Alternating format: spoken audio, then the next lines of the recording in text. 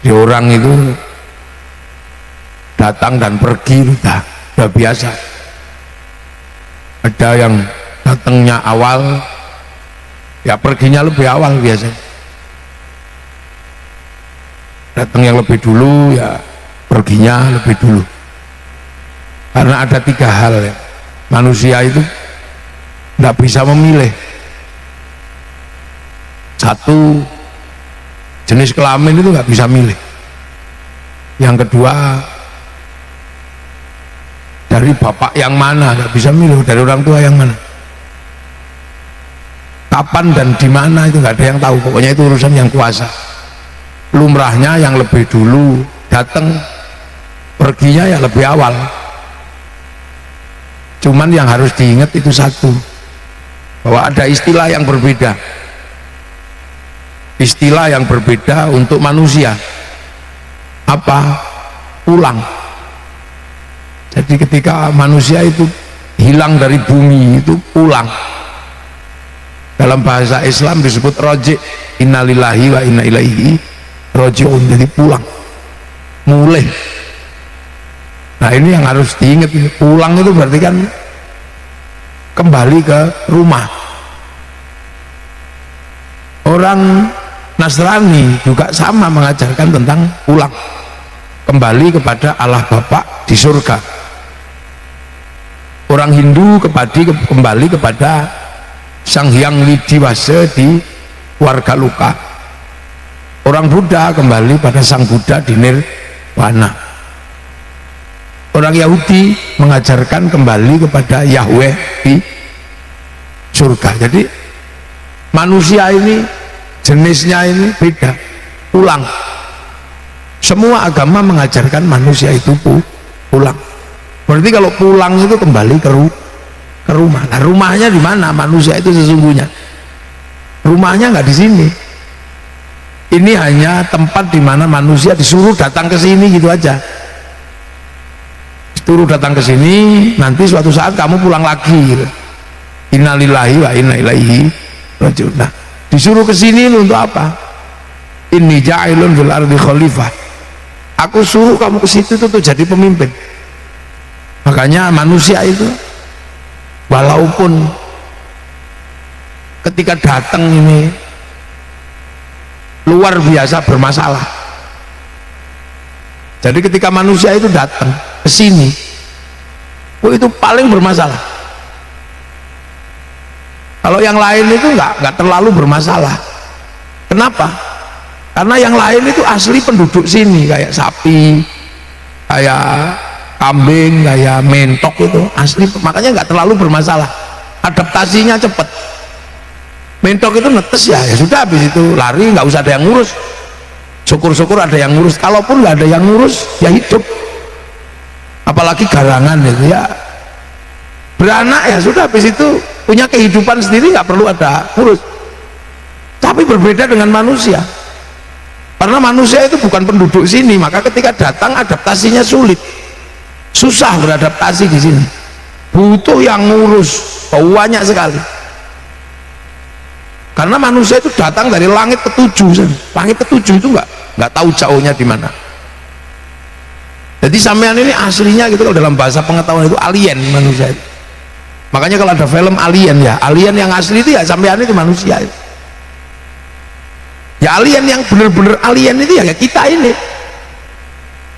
Kita ini langit ketujuh, langit ketujuh itu di mana kita tuh nggak tahu. Rasulullah yang pernah ke sana.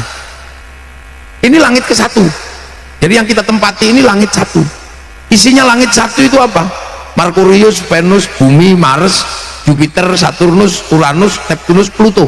Itu langit 1 yang disebut sebagai tata surya. Nah, langit ke-1 ini punya satu sistem tersendiri, galaksi ini tersendiri, punya matahari sendiri, punya atmosfer sendiri. Nah, ini yang disebut satu langit itu. Lebarnya wallahu a'lam. Sini ke Pluto itu aja jauhnya kayak apa? Itu. Nah, makanya Allah menjelaskan bahwa dunia ini seperti pelita-pelita yang digantung di arasnya Allah. Nah, yang yang kita tempati ini paling jauh ini langit satu kita, tempat manusia ini langit satu, jarak ke bulan aja demikian jauh. Makanya ilmu pengetahuan menjelaskan untuk bisa keluar dari langit kita ini, orang harus melewati namanya black hole, lubang hitam. Nah, lubang hitam itu menuju ke sana, gak ada yang tahu ilmu pengetahuan, tapi bahwa ada tempat keluar dari dunia ini namanya lubang hitam. Nah, itu menuju ke langit kedua, langit ketiga, langit keempat, langit kelima, enam, lah ketujuh. Nah, Rasulullah itu pernah ke sana. Nah, kita ini di situ, di langit itu, langit ketujuh itu, terus dikirim ke sini untuk dibikin menjadi pemimpin di sini. Makanya manusia itu kalau sampai sini ya adaptasinya agak lama, karena bukan penduduk sini. Nah, ini yang harus dipahami.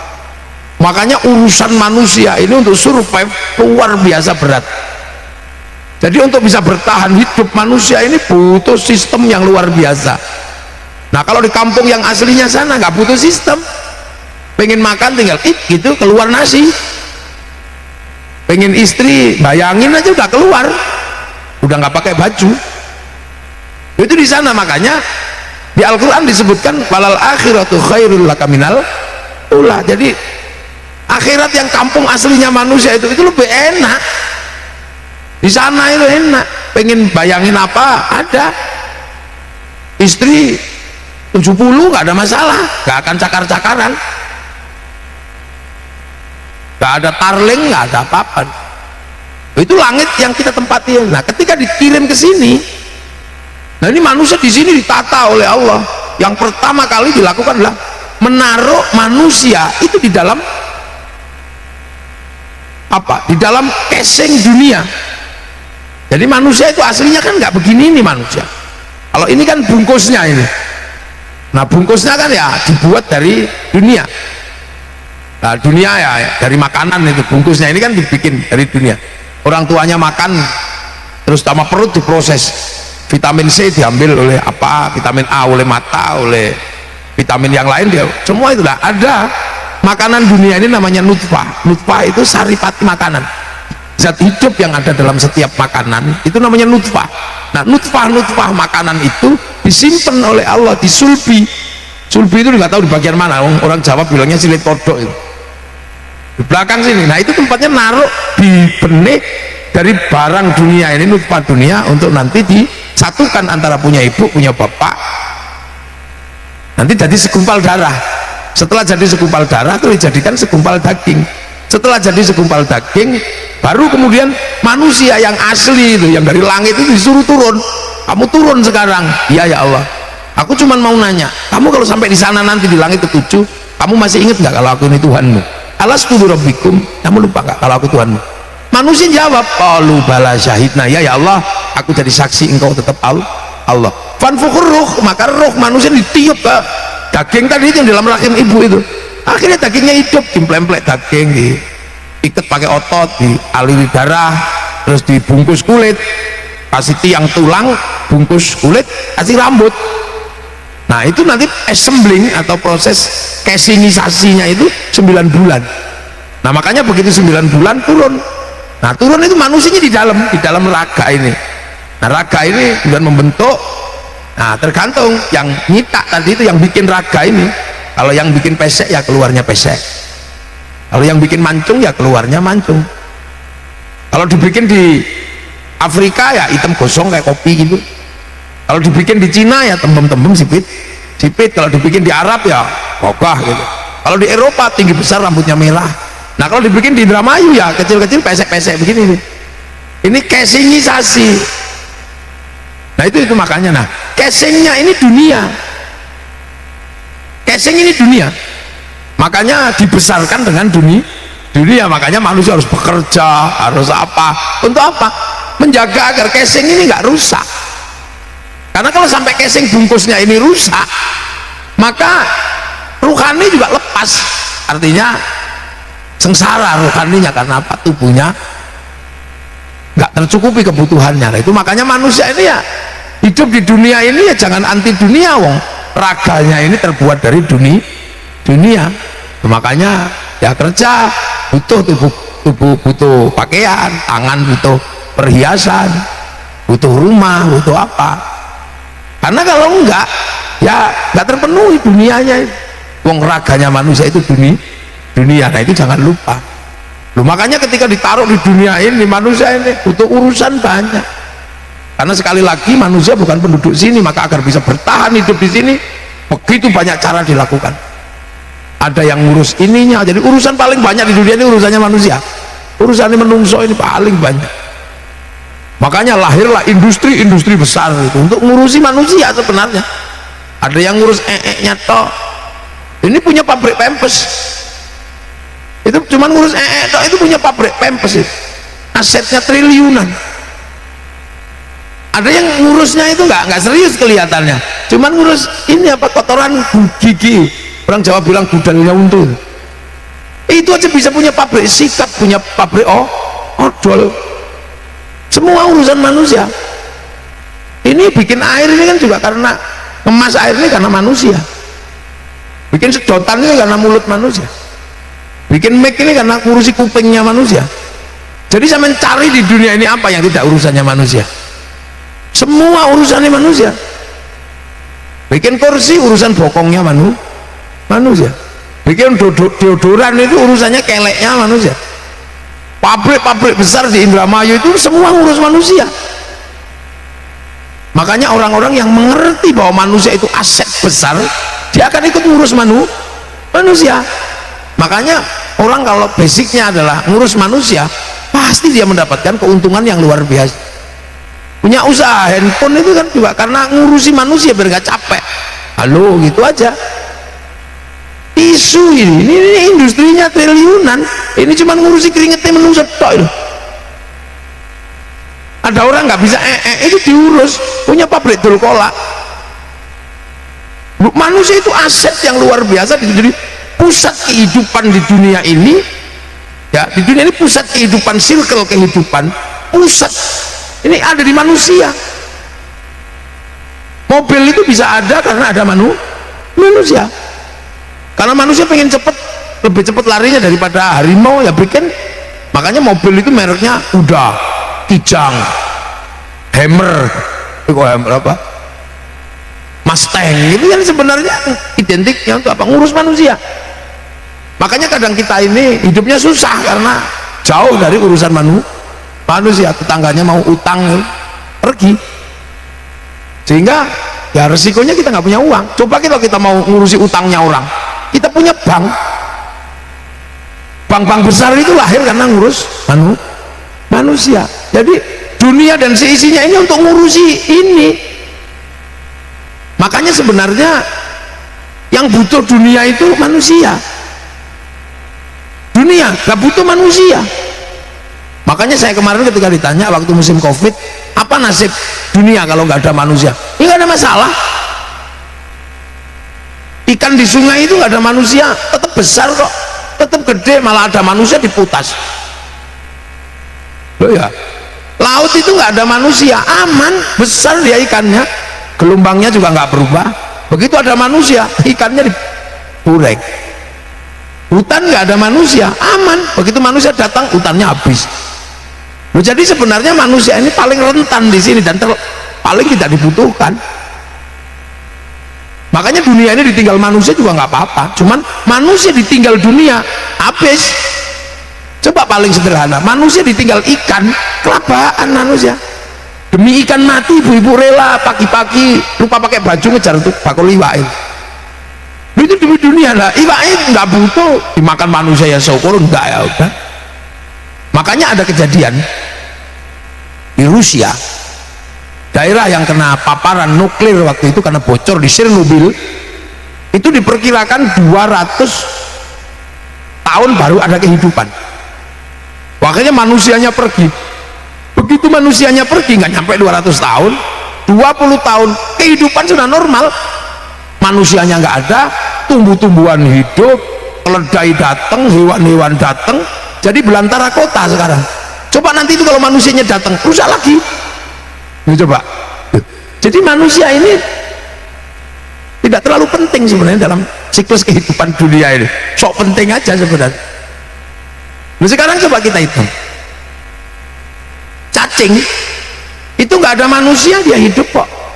Tapi coba manusia ditinggal cacing gitu, paling 3 bulan udah mati semua sampean. Yang makan kotoran siapa, yang mengurai sampah siapa? Nggak ada, numpuk itu. Mayat-mayat sapi, bangkai-bangkai numpuk semua, itu baru satu. Terus sampean ditinggal serangga gitu misalnya, tawon apa hilang, padimu itu nggak panen karena nggak ada yang menyerbuk, nggak ada yang memindahkan bunga perempuan ke laki-laki atau laki-laki ke perempuan, habis. Jadi makanya manusia itu jangan sombong. Karena apa? Di dalam siklus kehidupan ini yang paling rentan itu manusia. Jambu itu nggak ada manusia nggak apa-apa, tapi manusia mencret gak dikasih obat pupus jambu mati. Kunyit itu nggak ada manusia nggak apa-apa, tapi ibu-ibu haid gak dikasih jamu kiranti kunyit bisa merah, wow sakitnya nguling-nguling gitu. Coba. Jadi ini karena ini bukan kampung manusia, makanya itu manusia nggak di sini nggak aman. Sapi besar, semuanya normal aja. Ada manusia malah rusak. Makanya manusia ini harus menyadari di titik awal, la tamshi fil ardi marahan. Kamu jangan sombong berdiri di muka bumi karena kamu mau nanti pulang. Jadi ingat-ingat aja di sini. Makanya untuk survive kamu boleh melakukan apa saja demi kehidupan untuk berlangsung di bumi. Apa aja boleh. Ya, tangan ini namanya juga tangan, ini dunia, besarkan dengan dunia. Nggak masalah, kasih jam tangan yang bagus, kasih cincin yang bagus, bila perlu kasih cincin yang harga 50 miliar juga nggak ada masalah. Oh ini dunia kok, tempelilah dunia. Semakin ditempel dunia semakin bagus, ya kan? Tubuh ini semakin ditempeli dunia semakin bagus. Kasih kalung, kasih gelang, pergi kemana kasih mobil yang bagus, tambah bagus. Dunia kok, kantor bupati dibangun yang bagus, tambah bagus. Handphone yang bagus, tambah bagus, dan gak ada yang larang. Karena ini dunia, jasad manusia ini tempel di dunia semakin bagus. Jadi nggak ada larangan. Yang dilarang itu cuma satu, kamu lupa pulang, cuma itu toh. Nggak ada yang larang. Kamu mau bikin rumah tingkat 100 boleh. Kamu bikin apa aja boleh di sini, ini bebas dan merdeka. Kamu punya kekayaan 1 triliun ya boleh, nggak ada yang larang. Makanya gigi biar kelihatan bagus dikasih pagar, ya nggak ada yang larang. Kaki biar bagus kasih sepatu seharga 100 juta, nggak ada yang larang, bagus semua. Yang nggak boleh itu satu, kamu jangan lupa kamu itu pulang. Karena apa? Karena tangan ini dunia, jadi dia dunia, wataknya dunia ya. Tangan laki-laki ya semuanya watak dunia ya, tapi kalau lihat bokong ya pasti pengen mekap. Sama aja semua, nggak ada yang bedakan. Kalau bokongnya bagus semakin semangat gitu aja kan. Makanya waktu COVID itu obat paling bagus itu goes, pakai sepeda. Itu memang imun tinggi. Bagi seorang laki-laki naik sepeda ontel gini, di belakang yang di depan itu kan sambil lihat gini, bokongnya ya sehat, imun tinggi. Makanya saya nggak pernah mau goes karena khawatir nggak bisa nahan hawa nafsu. Oh, itu kan imun tinggi, ikut kiri kanan itu. Jadi kalau kemarin pas COVID obatnya ya goes itu, baru parfum campur keringet itu kan indah tuh. Nah, itu jadi dunia. Yang bedakan manusia dari dunia itu cuma remnya toh. Kiai dunianya sama, politisi sama, remnya beda. Kalau kiai biasanya remnya cakram itu aja. Jadi ketika mau dikirim set itu berhenti. Nah, tapi kan ada yang rem tromol, kampasin teh kanibal. Lah itu. Makanya ketika di sini nggak bisa. Makanya manusia jangan lupa kamu pulang. Nah, pulang itu kemana? Ya kembali ke sana. Makanya agar bisa kembali, makanya manusia harus mati dulu. Karena kalau nggak mati ya gimana cara pulangnya? Apa raga manusia kuat melewati atmosfer, menembus black hole? Ya tidak kuat. Makanya orang sampai sekarang berdebat, apakah Rasulullah Isra Mi'raj itu ruhnya saja atau beserta jasadnya? Tetap ada dua pendapat. Pendapat yang satu ruh dan jasadnya karena langsung oleh Allah. Tapi ada juga yang nggak mungkin karena jasad manusia nggak bisa melewati atmosfer. Jasad manusia ini melewati atmosfer, dia protol. Mau kena aspal aja benjut. Siapa nggak bayangin? Itu pesawat untuk sampai rembulan itu butuh cangkang kapsul berapa lapis ini? Melewati atmosfer pecah, atmosfer lagi pecah lagi, sampai nanti di angkasa itu baru naik dalam kapsul itu. Lah itu kalau raganya manusia dipakai melewati atmosfer, ya protol sampean. gitu, beset semua, wong cuman gini aja dengan kecepatan gitu melewati lubang hitam, apalagi melewati black hole. Kita di ketinggian 3.000 4.000 meter aja udah katuan, tubuh gak kuat lah gitu lah, apalagi melewati itu. Makanya kematian itu disebut dha'iqatul maut, yang hidup ngerasakno. Karena apa? Kalau orang dipateni lebih susah lagi sampean. Makanya kematian, perpisahan antara jasad dengan roh itu karena Rahman Rahimnya Allah, karena belas kasih Allah. Karena kalau enggak, menungso terus ngelewati wadah protol teman, beset terus karek ragangane tok iki kan lucu kayak film apa, film ghost nah itu. Karena nggak mungkin. Nah itulah makanya manusia itu harus dilepas dulu. Nah, untuk sampai ke sana nanti orang akan ketemu dengan kebiasaan langit. Di sana nggak seperti di sini. Di sana itu isinya ya cuman memuji-muji Allah, berzikir. Ya kalimatnya kalimat-kalimat Quran itu di langit sana. Nah, makanya kalau sebelum sampean di sana, latihan aja di sini gitu lah. Makanya manusia itu sebelum pulang ke sana dikasih bekal agama. Nah, bekal agama itu bekal apa? Ya bekal ke langit sana. Karena di langit itu ya kebiasaannya seperti kebiasaan langit. Ya kebiasaan orang bertasbih itu. Ini kan sebenarnya ceritanya kan sama, orang mau pergi ke Korea itu. Di training dulu bahasa Korea, kebudayaan Korea. Biar nanti kalau sampai sana, sampai Korea, ini kita ini sudah terbiasa dengan budaya di sana. Karena kalau kita sampai di sana terus kita nggak punya kebiasaan sana, nggak ngerti kebiasaan sana, orang sana pasti bilang, oh ini pasti pendatang ilegal. Begitu pendatang ilegal dideportasi sama ya. Makanya kalau itu kan sebenarnya apa sih tujuannya manusia beribadah itu?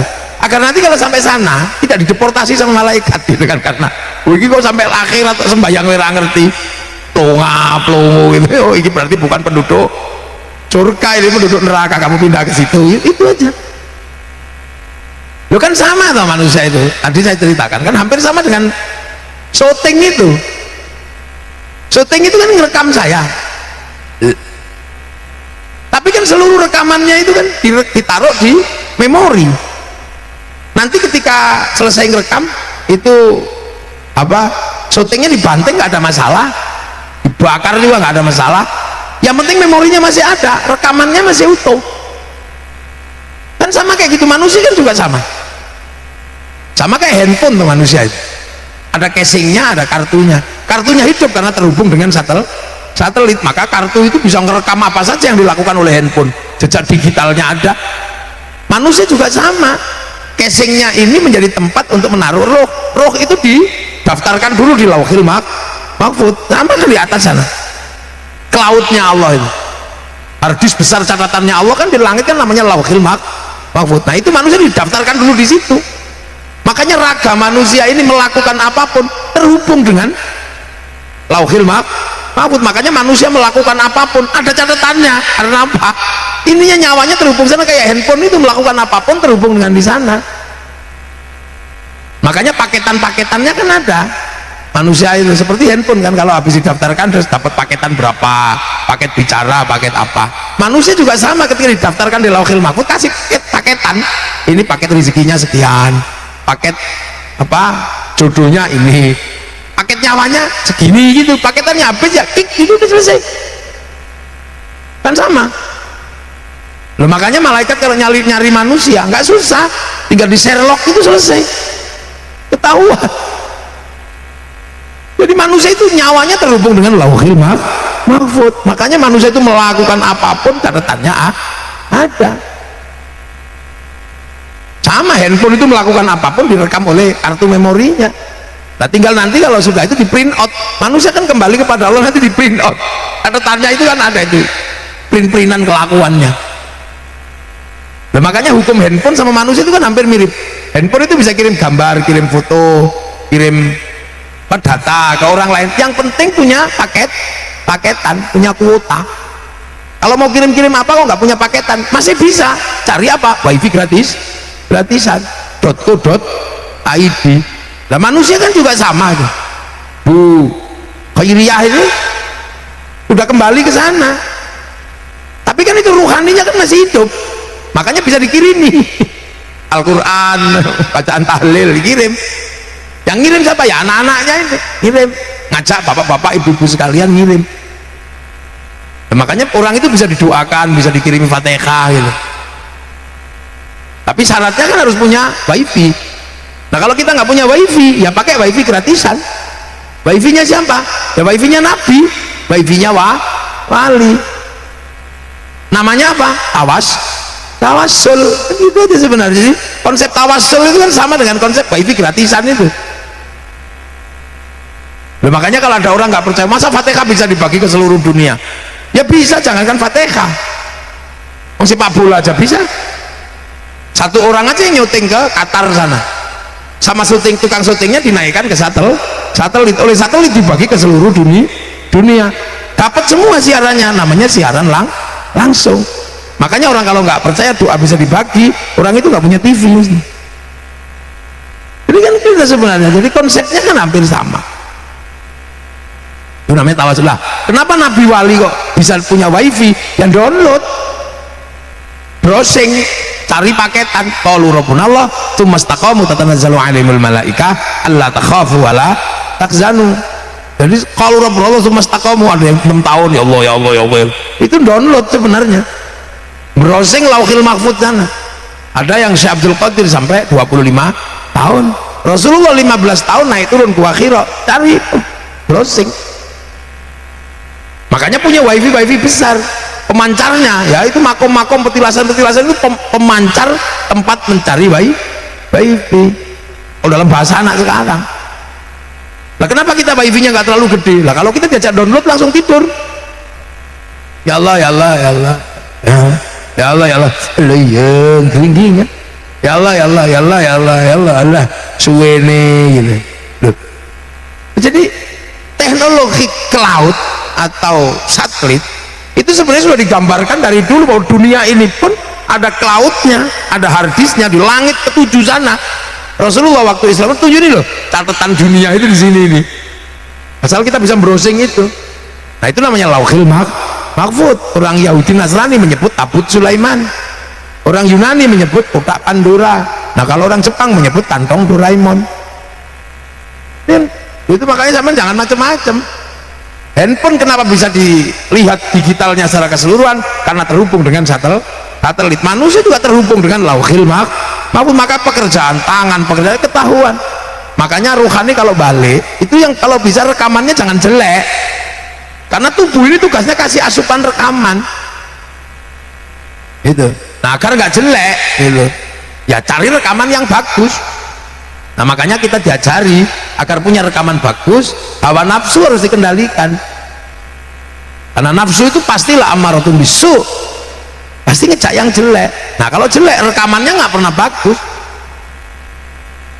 Makanya kita diajarkan bikin rekaman bagus dengan la ilaha illallah, la ilaha illallah, la ilaha illallah, zikir. Kepala karena nggak bisa bunyi diajak gedek-gedek. Tangan karena nggak bisa bunyi dikasih pegangan tasbih. Bokong nggak bisa bunyi suruh duduk. Nanti kalau udah terbiasa pasti bagus, nafsunya turun, rekamannya bagus. Kepalanya dok itu subhanallah, ya rekamannya Allah. Tapi kalau nggak pernah dilihat dok wedus, ya rekamannya wedus. Tangan megang barang panas subhanallah. Ke kuping denger suami ngorok alhamdulillah, tanpa tak tengok saya masih tahu dia masih hidup. Nah itu tugasnya kasih rekaman. Loh, makanya orang kalau nafsunya udah kendor rekamannya pasti bagus. Mata lihat tetangganya beli TV alhamdulillah, tapi kalau rekamannya jelek kredit, ya rekamannya kredit. Nanti begitu di print out sama Allah, kok ada kreditnya ini apa? Sandal hilang gitu, masya Allah rekamannya Allah. Nah, tapi kalau sudah wedus gitu ya rekamannya wedus. Nanti ketika di print out ya keluar wedusnya. Wedusnya dipanggil, dus kenapa kamu ada dalam rekamannya orang itu? Iya ya Allah saya pernah dituduh nyuri sendal sama dia.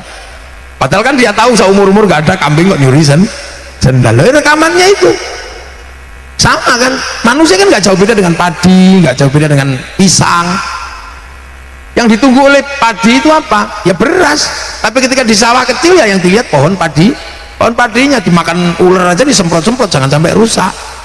Sampai nanti begitu tumbuh padinya keluar ya sudah, yang ditunggu itu padinya, berasnya itu, bukan pohonnya. Sama dengan manusia, kalau masih kecil ya tubuhnya yang dilihat, tapi begitu udah tua yang dicari apa? Ya kelakuannya, buah hidupnya. Padi dimanapun kalau sudah habis dipanen ya sudah, pohonnya entah dimakan apa, bakar yang ada masalah. Tapi beras ini pasti bawa catatan pohon padi organik atau bukan organik. Sama tubuh manusia memberikan asupan rekaman itu. Jadi nah itu makanya agama itu diturunkan oleh Allah dari sana. Sholat ya, Rasul dipanggil dari langit ke langit ketujuh sana.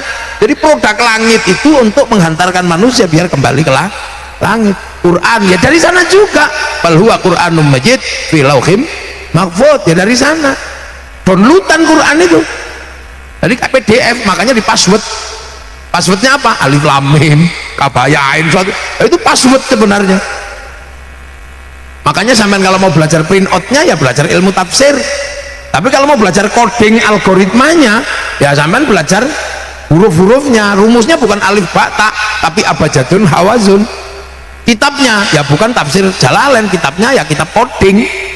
Apa ya, di situ ada Al-Aufaq, Syamsul Ma'arif, Membah Usulul Hikmah, itu kitab coding kalau dalam bahasa anak sekarang.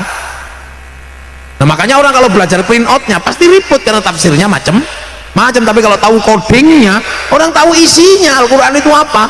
Makanya ulama-ulama dulu menemukan isi Quran itu variasinya banyak, karena apa? Ngerti codingnya.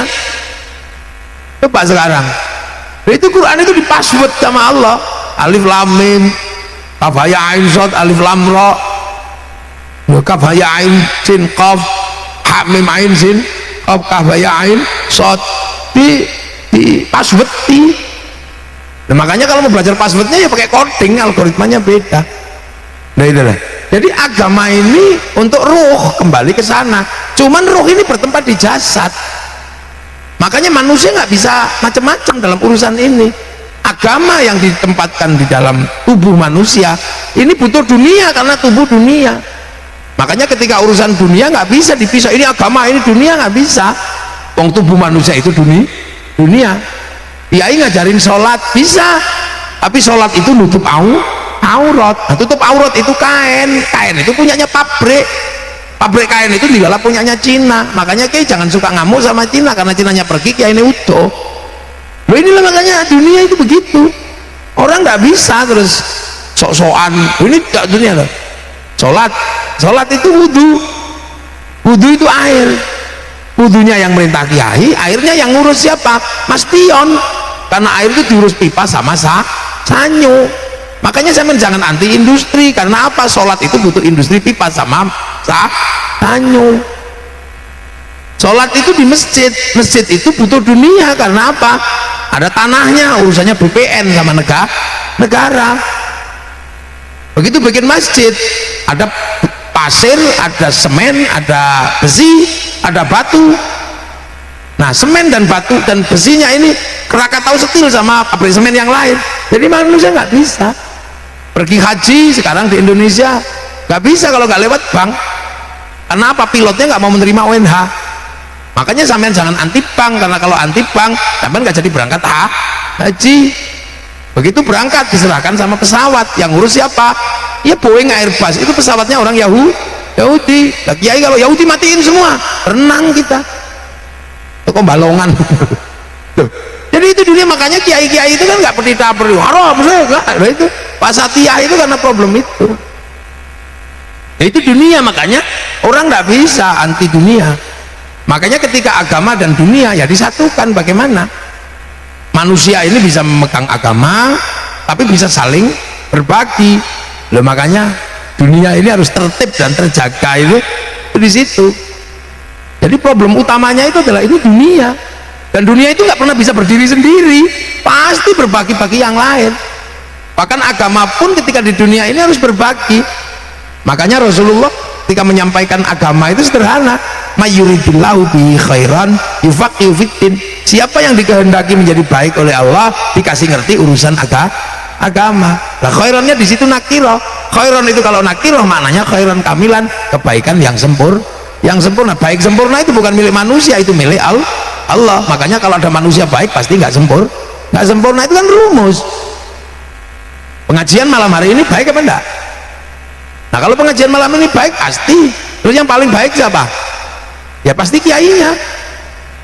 Ditunggu sampai jam segini makanannya banyak karena orang baik. Tapi saya nggak boleh ngaku paling baik karena saya terlihat baik di sini karena diundang kan itu. Diundang saya. Kalau nggak diundang ya nggak ketahuan saya di sini. Mana mungkin saya di sini nggak diundang kok pidato di sini, dimarahi sama yang punya hajat. Nah kalau gitu saya terlihat baik karena diundang. Nah sekarang pertanyaannya, yang baik saya apa yang undang? Ya kalau bagi yang baik yang undang ya bagi saya lah. Kalau saya nggak datang pengajianmu juga jelek. Loh itu baik baru dua udah masalah. Apalagi kalau yang lain ikut-ikutan yang baik ya kami kiai. Lah kenapa? Mau datang. Kalau nggak ada yang datang ini nggak ada orangnya, saya bukan pengajian. Ini deleming. Semua terlibat dalam kebaikan ini. Kata tukang son nih, saya yang baik kiai. Lah kenapa? Sonnya nggak tak matiin. Karena dipateni karena tukang son kan harus spray ini. Yang baik ke kami kiai yang masang tenda sehingga hangat enak. Nah iya, kalau nggak ada tendanya kan pengajiannya juga kurang bagus.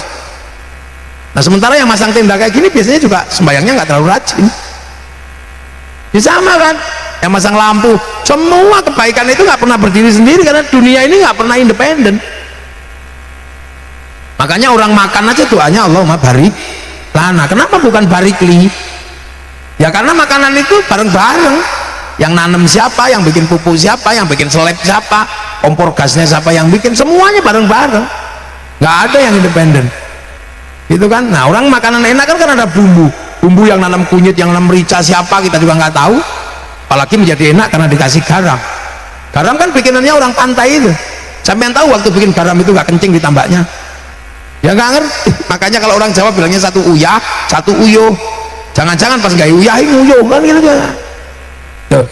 Atau jangan-jangan pas bikin garam, gitu kan kita nggak tahu. Jadi kebaikan dunia ini nggak bisa, dia berbagi.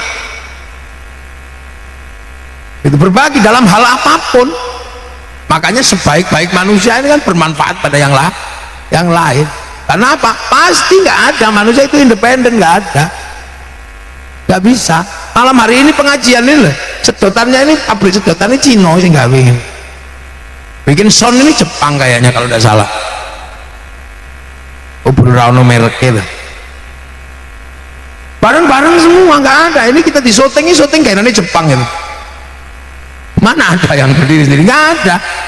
Perempuan kita cantik itu karena apa? Yang bikin bedak orang Perancis, pinter bikin skincare. Kalau bedak Indramayu rusak. Ya beras ditumbuk ya belum kabeh kan itu. Nggak ada, mana ada. Dunia ini independen, nggak bisa. Makanya dunia ini milik bersama. Nah tinggal siapa yang ngisi, siapa yang akan ngurus.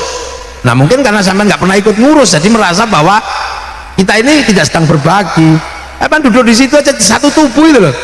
Yang ngurusi berapa orang? Yang bikin peci orang mana? Yang bikin sarung orang mana?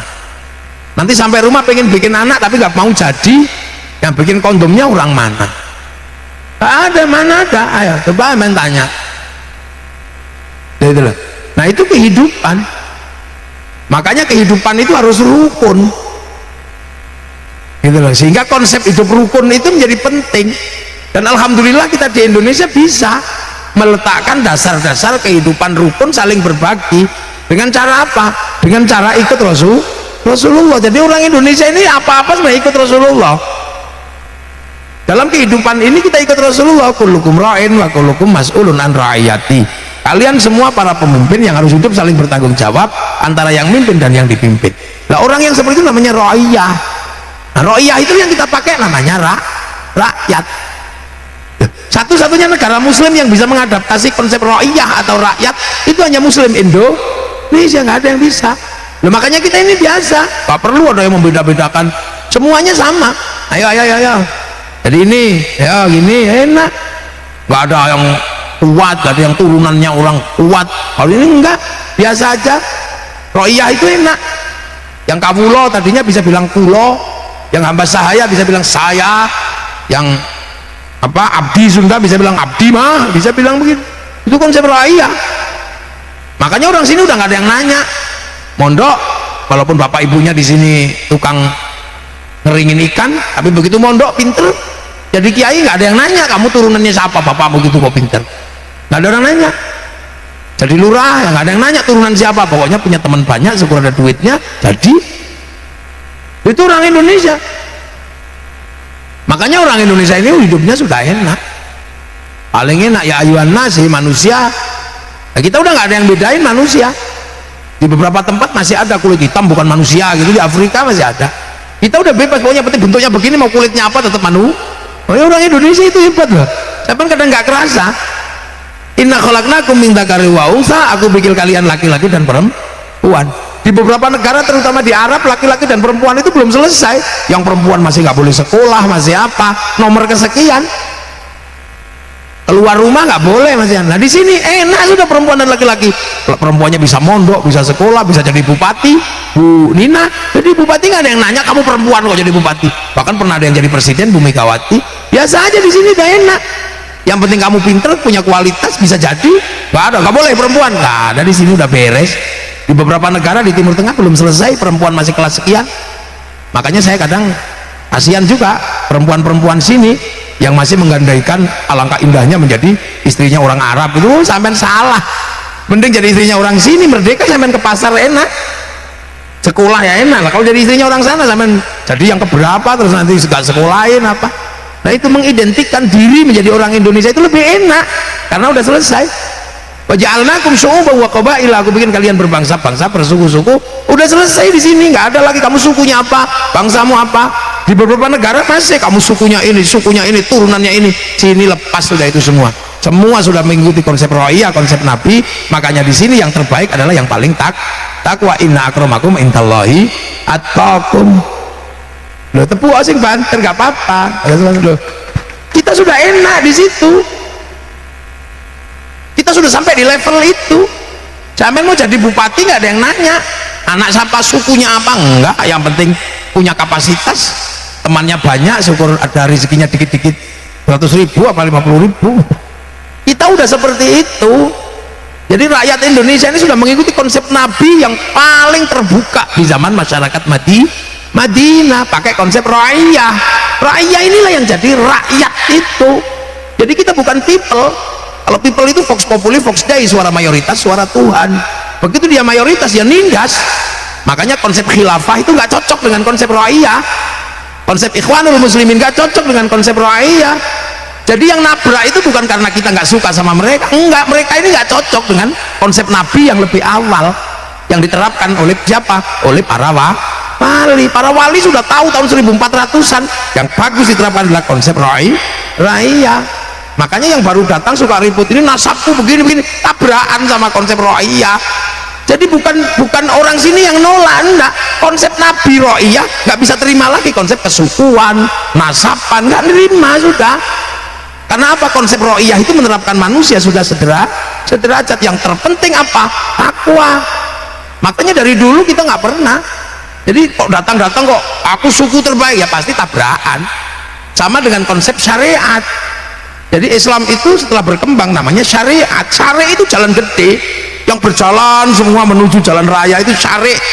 Lah kok tiba-tiba ada yang balik, ya tabrakan. Kembali pada Quran Sunnah, ya tabrakan karena ada yang balik. Nah itu sama sekarang sebenarnya. Jadi ribut nasab, ribut apa, itu bukan apa-apa problemnya.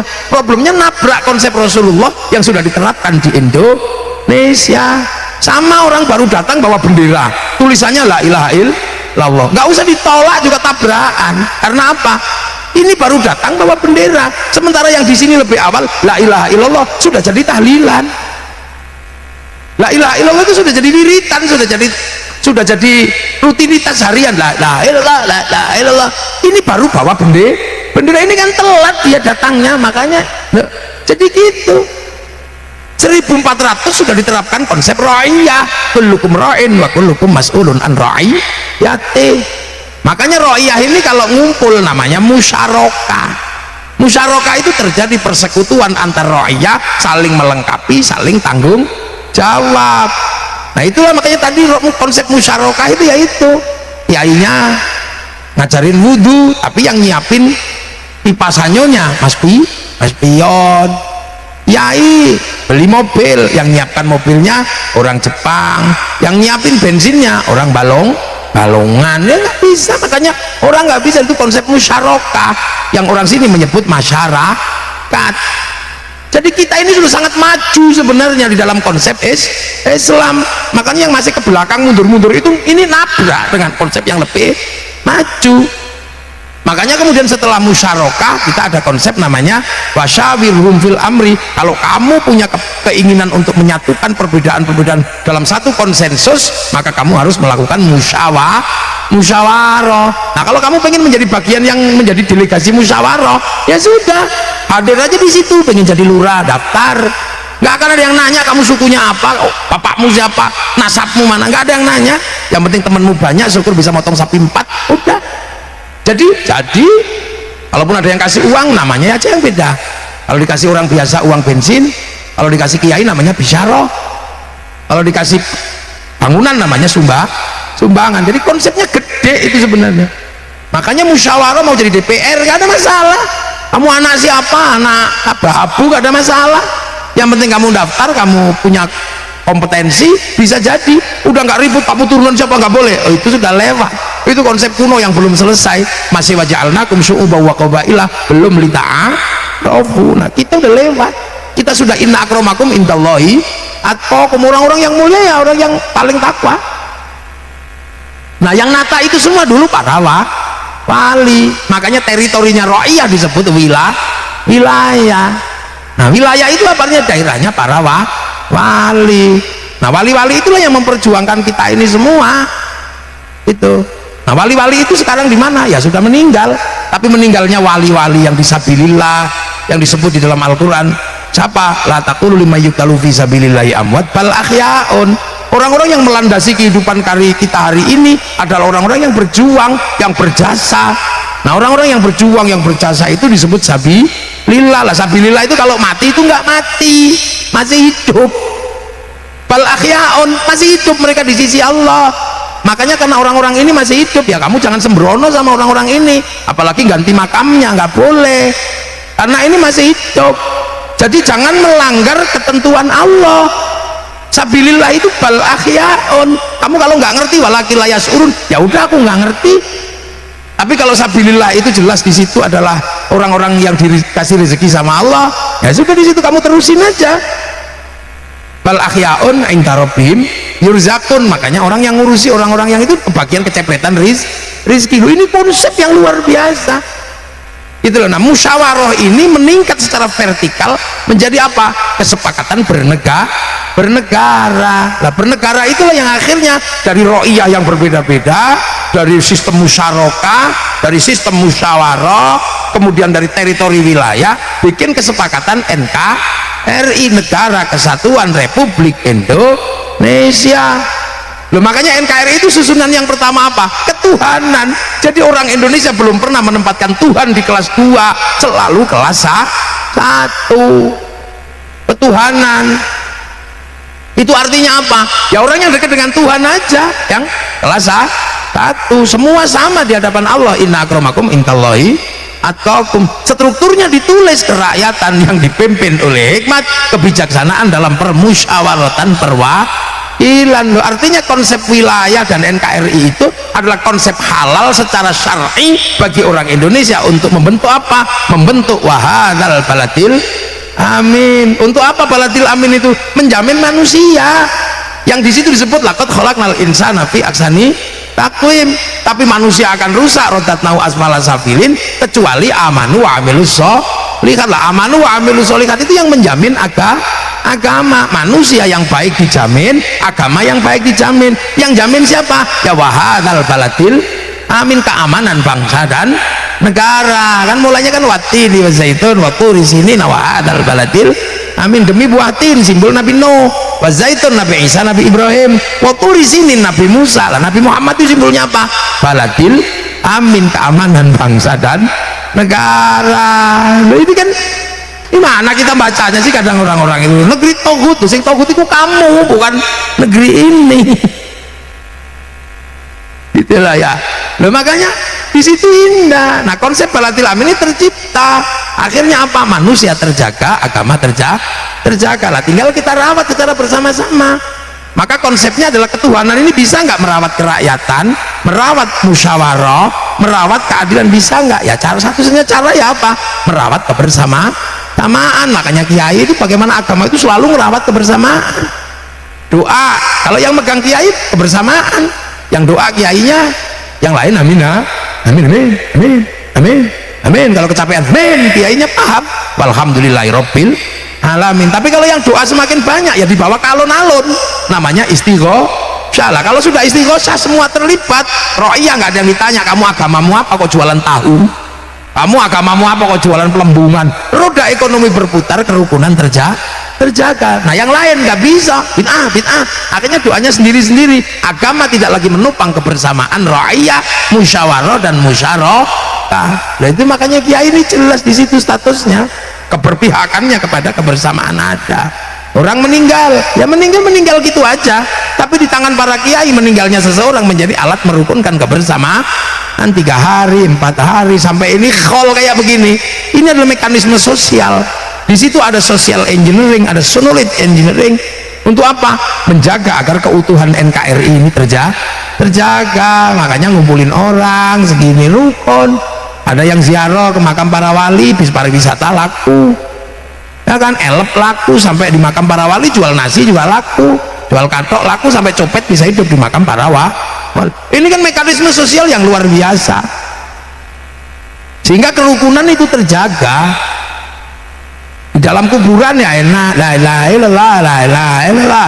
Habis belum selesai, rombongan satu lagi datang, sallallahu alaihi Muhammad.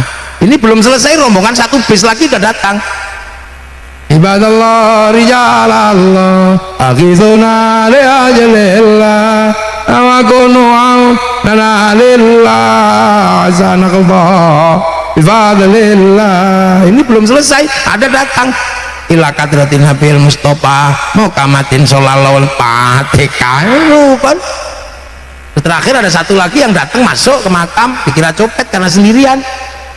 Pas dilihat banser, ternyata apa? Buka jaket isinya speaker, rombongan dari Indramayu ditunggu di base. Yang mana ya rupan lah. Nah itu loh, itu makanya sistem kerukunan kayak gini dijaga, keamanan bangsa dan negara. Begitu orang ziarah menghasilkan kerukunan. Jadi konsep ra'iyah itu menjamin itu semua. Makanya kita jalan itu. Nah itu kalau itu nggak selesai, ya nggak ada keamanan negara juga rusak. Saya kabar terakhir dapat dari Ethiopia. Ethiopia itu kan langganan kelaparan karena perang antar suku nggak selesai. Sekarang dipimpin oleh presiden yang mendapatkan Nobel perdamaian. Yang pertama kali ditekankan apa? Kerukunan. Sehingga sekarang dengan kerukunan belum 20 tahun Ethiopia bangkit menjadi negara yang sangat makmur di Afrika. Kampungnya Bilal bin Rabah, orang bisa nyaman kemana-mana. Tapi orang yang masih suka ribut, suka apa, sudah enak jadi rusak. Libya, Suriah, Yaman, ribut aja nggak maju-maju itu. Makanya sampean hati-hati dengan orang yang suka bikin udah, itu sebenarnya adalah orang yang belum menyelesaikan konsep ra'iyah. Dan di dalam konsep ra'iyah tidak bisa menerima orang seperti itu, lama-lama juga selesai dengan sendirinya. Itu konsep hidup ya. Nah, jadi makanya kita jaga NKRI dengan cara apapun. Ini meninggalnya Abu Khairiyah masih menjadi bagian dari alat pemersatu bangsa lah ini loh. Jadi orang meninggal pun itu jadi alat bagaimana kita bisa merukunkan orang. Semakin banyak yang datang, sedekahnya semakin banyak. Loh, itu akhirnya kita rukun. Loh, makanya pusat kerukunan yang dibangun oleh para kiai ini juga nggak murah gitu lah. Nggak murah. Merawat kerukunan lewat cinta pada Nabi, setiap maulid itu berapa ratus miliar orang Indramayu mengeluarkan uang. Satu tempat, satu musola bikin peringatan maulid itu di atas 50 juta habis. Satu bulan maulid itu dihitung aja, misalnya sekali-sekali lah diverifikasi pakai akuntabilitas publik yang bagus, akuntabel gitu ya. Saulan mulut itu Indramayu ngeluarin uang untuk mulutan itu berapa ratus miliar setiap kampung, setiap musola. Itu belum nanti belum nanti muharraman, belum nanti itu semua dikeluarkan, dibiayai oleh masyarakat sendiri. Jadi agama di Indonesia terbiayai. Loh, makanya kita indah dengan konsep itu. Makanya jangan terlalu gegabah seolah-olah kita sedang memperjuangkan harkat Rasulullah, ternyata malah tabrakan dengan konsep Rasulullah yang sudah tertanam di bumi Indonesia gitu loh. Jadi bukan apa-apa misalnya sekarang ada ribut nasab kami lah ya. Indonesia sudah melewati fase itu mas. Itu fase dulu para raja yang jelas-jelas berkuasa saja, sekarang sudah tahta untuk rakyat. Para raja-raja besar di Indonesia, Raja Mataram, Raja Cirebon, Raja apa, itu lebih kuat kedudukannya karena mengikuti konsep ro'iyah, hidup setara bersama masyarakat yang lain. Lah kok kamu malah bikin aneh-aneh, ya pasti konslet nanti lama-lama. Jadi yang menolak bukan masyarakat personal, tapi sistem gede yang sudah berlaku di Indonesia sudah nggak menerima konsep begitu. Udah lewat fasenya. Makanya di Timur Tengah nggak selesai, di Afrika nggak selesai. Nah bagi yang nggak selesai itu risikonya jelas. Karena apa? Mengganggu kesepakatan baladil amin, keamanan bangsa dan negara. Makanya bagi kiai jadi polisi sah, jadi tentara sah, jadi siapa aja boleh jadi bupati sah. Jadi jangan terlalu mengatakan yang dekat dengan kekuasaan ulama itu kamu nggak ngerti konsep hidup berbangsa dan bernegara dalam konsep NKRI. Konsep NKRI inilah yang menjamin Arab satu bangsa bisa pecah puluhan negara, Afrika satu bangsa bisa pecah puluhan negara, tapi kita dengan konsep ro'iyah, musyarakah dan musyawarah kita mampu menjamin puluhan bangsa, suku dan agama menjadi satu negara kesatuan Republik Indonesia. Jadinya apa? Ya perkembangan Islam paling baik ya di Indonesia. Orang sholat paling banyak Indonesia, masjid paling banyak Indonesia, orang hafal Quran paling banyak Indonesia, orang haji paling banyak Indonesia. Setiap ada khutmil Quran musabaqah tilawatil Quran kelas manapun kita juara. Karena apa? Ya karena konsepnya terjaga. Nah beberapa orang kami yang terbaik, ya buktiin aja yang terbaik di bidang apa gitu. Nah itu namanya hidup bersama, harus dijaga. Rasulullah nggak pernah aku begitu konsep ro'iyah disepakati, hidup bersama saling setara di depan hukum, depan konstitusi. Perbedaan agama lakum dinukum waliyadin, perbedaan kelakuan lana a'maluna walakum a'malukum. Rasulullah tegas mengatakan lau anna Fatimah binti syaraqat laqata'tu yadaha. Seandainya Fatimah anakku ini kok mencuri, pasti ku potong tangannya. Setara, nggak kok terus kemudian beda-beda. Nah konsep ro'iyah itu. Nah kita ini menggunakan konsep ro'iyah. Satu-satunya negara muslim yang sanggup menerapkan konsep ro'iyah untuk warga bangsanya hanya muslim Indonesia. Dan kita nggak sedang main-main, ditulis betul itu dalam landasan negara kerakyatan yang dipimpin oleh hikmat kebijaksanaan dalam permusyawaratan perwakilan. Jadi agama dan dunia ditata di Nusantara. Tinggal sekarang sampean lakukan apa yang diperintahkan agama. Untuk apa? Bekal pulang. Jangan sampai sana terus longak-longok, nggak ngerti pekerjaan orang langit ya. Oleh malaikat dikira pendatang haram, dianggap ilegal. Wah ini ilegal, yang lain takbir tahmid, ini longak-longok itu, wah ini ilegal, ya dipindah ke neraka sampean. Jadi makanya kalau Allah sendiri kan juga nggak butuh kan, wah gitu selawat itu ya, kita di sini selawat kepada Nabi. Karena nanti kalau sampai sana paling Nabi, oh ini selawatan, oh ya ini umatku yang di mana itu, oh yang di Indramayu misalnya, kan tahu kan gitu, yang ya Rasulullah salamun alik neneng, oh itu dari mana, Indramayu, yang Nabi paling kan gitu, yang ya Nabi salam alaika ya Rasul salam alaika, dari mana ini, oh ini dari Jawa ya Nabi, ya Rasulullah salam salamun alik, dari mana, Sunda ya Rasul, itu lagu apa, es lilin mendingan gitu.